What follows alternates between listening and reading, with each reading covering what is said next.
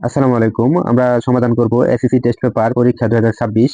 যে SSC test পেপারটি রয়েছে সেই টেস্ট থেকে আমরা সিকিউ এবং এমসিকিউ প্রশ্নগুলো সম্পূর্ণ এ টু জেড সমাধান করব। ধন্যবাদ। আমরা সমাধান করব রাজশাহী বোর্ড 2025 সালের পদার্থবিজ্ঞান প্রশ্নপত্রটি। 1 নম্বর প্রশ্ন বলা আছে, কোনটির উপর বাষ্প নির্ভরশীল নয়?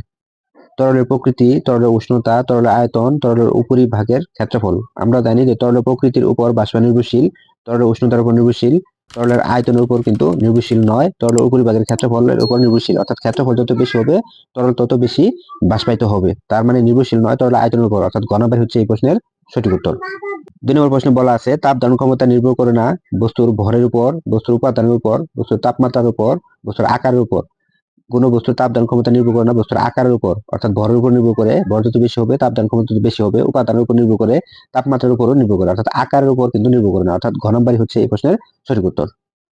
তারপর প্রশ্ন নম্বর 3। প্রশ্ন নম্বর 3-এ বলা আছে, তরঙ্গ সঞ্চালনকারী কোন কণার বেগ বৃদ্ধি পাবে যদি কম্পাঙ্ক বৃদ্ধি পায়, তরঙ্গ দৈর্ঘ্য বৃদ্ধি পায় এবং পর্যায়কাল বৃদ্ধি পায়।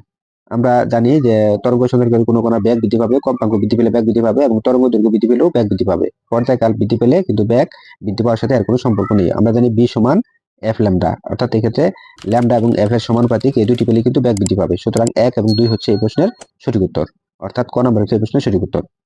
তারপর প্রশ্ন নম্বর 4-এ বলা আছে, 10 মিটার গভীরতা বিশিষ্ট একটি পানিপূর্ণ পুকুরের তলায় পানির চাপ কত? আমরা জানি যে চাপ পি সমান মানে এইচ রো জি। এক্ষেত্রে এইচ এর মান দেওয়া আছে 10 মিটার, জি এর মান রো হচ্ছে ঘনত্ব, পানির ঘনত্ব হচ্ছে 1000, আর জি এর মান হচ্ছে আমাদের 9.8।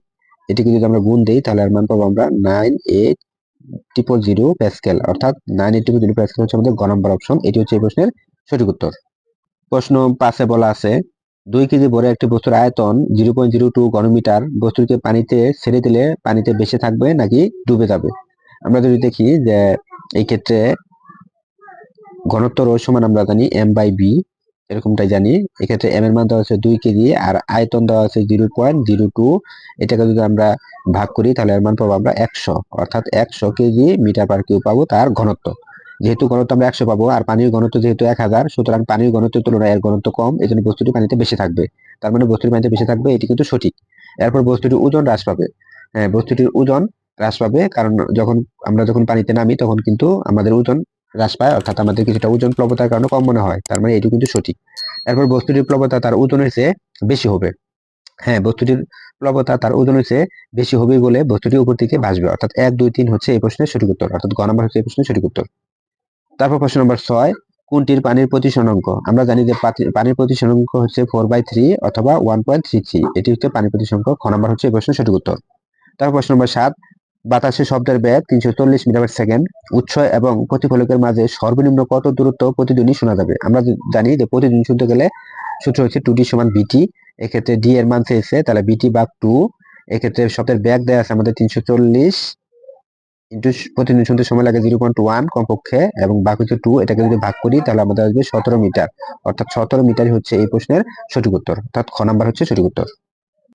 প্রশ্ন নম্বর 8-এ চিত্রের মধ্যে দেয়া আছে, এটি হচ্ছে প্রধান ফোকাস এবং এটি হচ্ছে বক্রতার কেন্দ্র। একটি বস্তুকে সি বিন্দুতে রাখলে, কোনো বস্তুকে যদি আমরা সি বিন্দুতে রাখি অর্থাৎ বক্রতার কেন্দ্রের মধ্যে রাখি, তখন একটা আলোকরশ্মি এদিক বরাবর আসবে এবং আরেকটা আলোকরশ্মি এই ফোকাস দিয়ে আসার পরে, একটা আলোকরশ্মি ফোকাস দিয়ে আসার পরে আবার এইভাবে প্রতিফলিত হবে, অর্থাৎ প্রতিবিম্ব গঠিত হবে সিতেই এবং প্রতিবিম্ব হবে বাস্তব উল্টো, অর্থাৎ এই ক্ষেত্রে ক নাম্বার হচ্ছে এই প্রশ্নের সঠিক উত্তর। এটি বাস্তব বিম্ব গঠিত হয়েছে কারণ আলোকরশ্মি দুটি প্রকৃতপক্ষে মিলিত হয়েছে এবং উল্টো প্রতিবিম্ব গঠিত হয়েছে, কারণ এটি উপরে ছিল বস্তুটি এখন নিচে চলে আসছে, তাহলে বাস্তব ও উল্টো।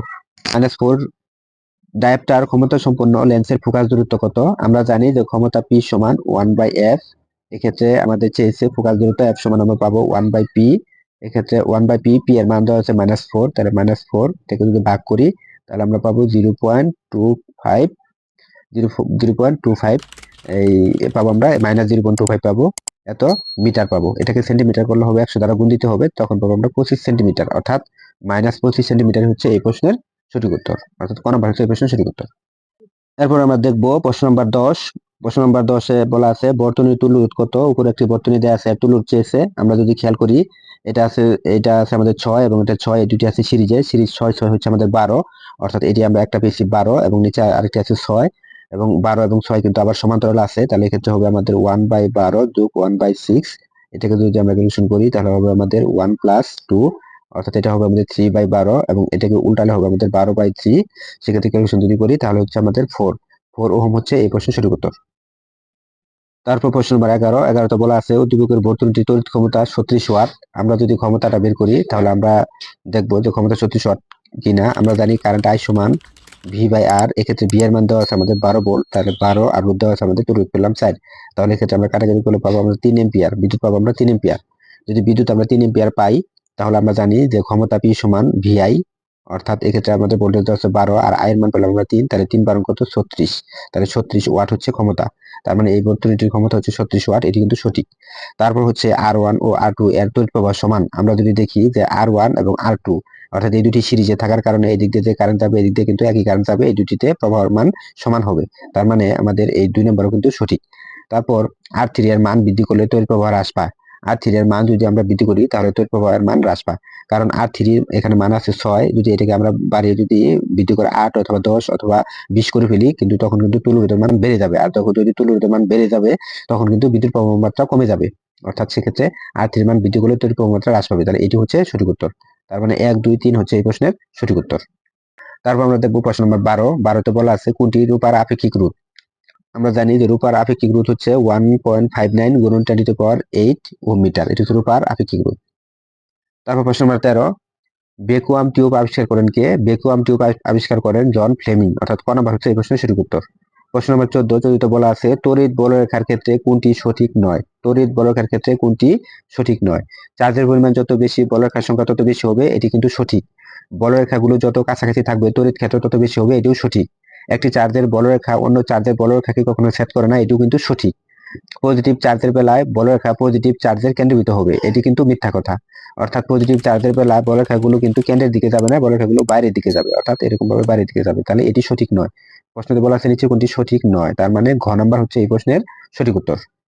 দুটি আধানের মধ্যকার তড়িৎ বল 4 গুণ হবে।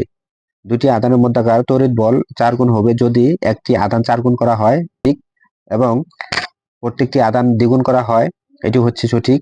এবং আধান দুটি দূরত্ব অর্ধেক করা হয়, অর্থাৎ দূরত্ব অর্ধেক হলে বল কিন্তু 4 গুণ হবে, কারণ আমরা জানি যে বল হচ্ছে দূরত্বের বর্গের ব্যস্তানুপাতিক, অর্থাৎ এরকমটাই আমরা কিন্তু জানি। এক্ষেত্রে 1 2 3 হচ্ছে এই প্রশ্নের সঠিক উত্তর। 16, ট্রান্সফরমারের আউটপুট ভোল্টেজ বৃদ্ধি করা যায় যদি সেকেন্ডারি কয়েলের প্যাচ সংখ্যা বেশি হয়। সেকেন্ডারি কয়েলের প্যাচ সংখ্যা যদি আমরা বৃদ্ধি করি তখন কিন্তু এই ট্রান্সফরমারের ভোল্টেজ বৃদ্ধি করা যাবে, অর্থাৎ সেকেন্ডারি কুণ্ডলী প্যাচ সংখ্যা যত বৃদ্ধি করবো ততই আমাদের আউটপুট ভোল্টেজ বেশি হবে। তার ক নাম্বার হচ্ছে এই প্রশ্নের সঠিক উত্তর। তারপর আমরা দেখবো প্রশ্ন নম্বর 17।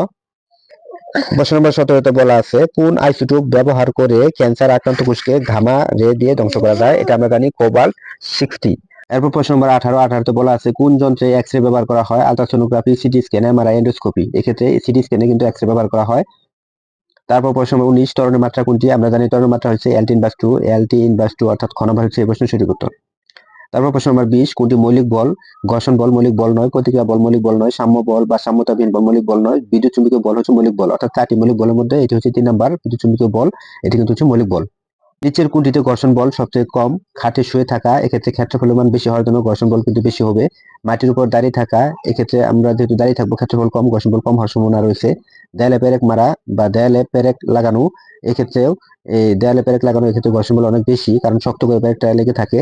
চাকাযুক্ত চেয়ার টেনে নেওয়া, অর্থাৎ চাকাযুক্ত চেয়ার টেনে নিলে এটি হচ্ছে আবর্ত ঘর্ষণ, এটি মান সবচেয়ে কম হয়। এই ঘটনাগুলোর তুলনায় চাকাযুক্ত চেয়ার টেনে নেওয়া সহজ হবে, অর্থাৎ ঘ নাম্বার হচ্ছে এই প্রশ্নের সঠিক উত্তর। তারপর প্রশ্ন নম্বর 22। প্রশ্ন নম্বর 22 বলা আছে কোনটি অনবায়নযোগ্য শক্তি। আমরা যদি দেখি যে সৌর শক্তি নবায়নযোগ্য, বায়ু শক্তি নবায়নযোগ্য, ভূতাপীয় শক্তি এটিও নবায়নযোগ্য, কিন্তু নিউক্লিয়ার শক্তি হচ্ছে অনবায়নযোগ্য, কারণ একবার শেষ হয়ে গেলে এই শক্তি আর পাওয়া সম্ভব নয়। সুতরাং ঘ নম্বর হচ্ছে এই প্রশ্নের সঠিক উত্তর। তারপর প্রশ্ন নম্বর 23 এবং 24 নং, নিচের একটি গাড়ির ব্যাগ সময় লেখচিত্র হতে 23 ও 24 নং প্রশ্নের উত্তর দাও। এক্ষেত্রে বলা আছে প্রথম 6 সেকেন্ডে গাড়িটির অতিক্রান্ত দূরত্ব কত। প্রথম 6 সেকেন্ডে অতিক্রান্ত দূরত্বের কথা বলা হয়েছে। এক্ষেত্রে প্রথম 5 সেকেন্ডে গাড়িটির সুষম ত্বরণে চলছে, তারপরে পরবর্তীতে 1 সেকেন্ড, অর্থাৎ 6 সেকেন্ড যেহেতু পরবর্তী 1 সেকেন্ড বস্তুটি সমবেগে গেছে, তাহলে আমরা প্রথমে 5 সেকেন্ড পর্যন্ত যে বস্তুটি সুষম ত্বরণে গেছে এই দূরত্বটা বের করব। এই দূরত্ব যদি আমরা বের করি তাহলে আমরা লিখতে পারবো s সমান ut প্লাস হাফ এটি স্কোয়ার। এক্ষেত্রে আমরা এর মানটি বের করে নিব। এর মানটি হচ্ছে v minus u divide by t. ব্যাক হচ্ছে 10 এবং আদি বেগ হচ্ছে 0, তাহলে b মাইনাস ইউ বাই 10 সমান হচ্ছে 5। তাহলে এটাকে যদি ভাগ করি তাহলে আমরা মান পাবো 2। ত্বরণ মান যখন আমরা যদি 2 পাই, এখানে 2 আমরা বসাবো, তাহলে এক্ষেত্রে আদি বেগের মান 0, হাফ এক্ষেত্রে ত্বরণ মান 2 এবং সময়ের মান দেওয়া আছে আমাদের 5 সেকেন্ড। 5 সেকেন্ড, 2 চলে গেল, তাহলে এক্ষেত্রে আমরা পেলাম 25 মিটার। অর্থাৎ এক্ষেত্রে ওই অংশে বা এবি অংশেতে বস্তুটি প্রথমে 25 মিটার গেল, তারপরে তো বলছে প্রশ্নটি 6 সেকেন্ডে, তাহলে যেহেতু 5 সেকেন্ডে 25 মিটার গেছে, পরবর্তীতে 1 সেকেন্ড কিন্তু সে সমবেগে গেছে। সমবেগের সূত্র হচ্ছে s1 যদি হয় এটা, তাহলে আমরা লিখতে পারবো s2 সমান vt। বেগের মান দেওয়া আছে আমাদের 10 আর টি এর মান দেওয়া আছে আমাদের 1, এক্ষেত্রে 10 মিটার। তাহলে 10 এবং 25 যদি যোগ করি তাহলে উত্তর হচ্ছে আমাদের 35 মিটার। অর্থাৎ 35 মিটার হচ্ছে এই প্রশ্নের সঠিক উত্তর। তারপর প্রশ্ন নম্বর 24 বলা আছে উদ্দীপকের গাড়িটি বিসি অংশের সুষম বেগে চলছে। আমরা যদি দেখি যে বিসি অংশে কিন্তু গাড়িটি সুষম বেগে চলছে, অর্থাৎ বিসি অংশে সমবেগ মানে সুষম বেগ, অর্থাৎ বেগ ছিল 10, বিসি অংশে সুষম বেগে চলছে, এটি সঠিক। এবং সিডি অংশে সুষম ত্বরণে চলছে। আমরা যদি দেখি যে সিডি অংশে ধীরে ধীরে তার বেগ বৃদ্ধি পেয়েছে, 10 থেকে 20 হয়েছে, এবং গ্রাফটি যেহেতু এরকম সরলরৈখিক এজন্য এটি সুষম ত্বরণে চলছে, তার মানে এটিও কিন্তু সঠিক। তাহলে 1 এবং 2 সঠিক। তারপর এবি অপেক্ষা সিডি অংশের ত্বরণ বেশি। এবি অংশের ত্বরণ যদি আমরা হিসাব করি, এবি অংশের ত্বরণ ছিল 2 এবং সিডি অংশের ত্বরণ যদি আমরা হিসাব করি, সিডি অংশের ত্বরণ পাবো আমরা 1। কারণ 20 থেকে 10 যদি বাদ দেই, বেগের বৃদ্ধি ছিল 10 এবং সময়ের পার্থক্য ছিল 10, তো 10 কে 10 দ্বারা ভাগ করলে আমরা পাবো 1। তাহলে সিডি অংশের ত্বরণ কিন্তু 1 এবং এবি অংশের ত্বরণ কিন্তু 2, তার মানে সিডি অংশের ত্বরণ কম। এক্ষেত্রে বলা আছে এবি অপেক্ষা সিডি অংশের ত্বরণ বেশি, সুতরাং সিডি অংশের ত্বরণ কিন্তু বেশি নয়, তাহলে এটি কিন্তু সঠিক নয়। সুতরাং 1 এবং 2 হচ্ছে এই প্রশ্নের সঠিক উত্তর। তারপর আমরা দেখবো প্রশ্ন 25। প্রশ্ন 25 বলা আছে 4 কেজি বড় একটি বস্তুর গতিশক্তি 200 জুল হলে বস্তুটির বেগ কত? আমরা জানি যে গতিশক্তি কে সমান half m v square. Half m v square এক্ষেত্রে আমরা বি সমান লিখতে পারি, বি স্কোয়ার সমান লিখতে পারি 2e কে ডিভাইড বাই এম, 2e কে ডিভাইড বাই এম, এবং এটাকে যদি আমরা বর্গ করি তারপর আমরা লিখতে পারবো 2e কে ডিভাইড বাই হচ্ছে এম। এক্ষেত্রে আমরা আমরা লিখতে পারবো 2e এর মান দেওয়া ছিল আমাদের 200 আর এম এর মান দেওয়া আছে আমাদের 4।